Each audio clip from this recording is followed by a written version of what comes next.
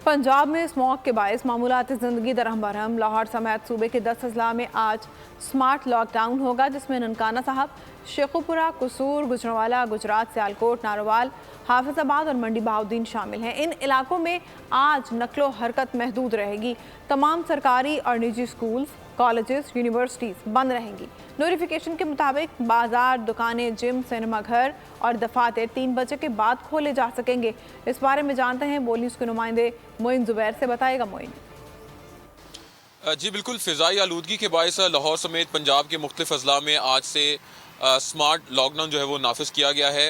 अहकामात जो हैं वो जारी किए जा चुके हैं, जिसके मुताबिक आज पंजाब जो मुख्तलिफ अजला हैं पंजाब के, वहाँ पर जो सरकारी और निजी तालीमी इदारे हैं वो मुकम्मल तौर पर बंद रहेंगे।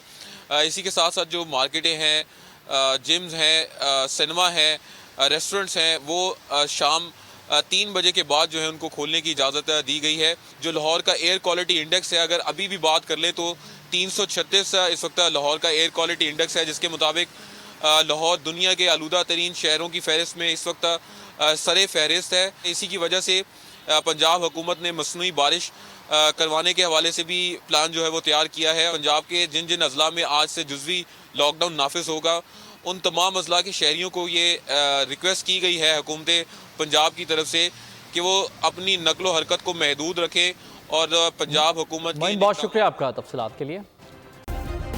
सब्सक्राइब करें और बेल दबाएं ताकि कोई खबर रह न जाए।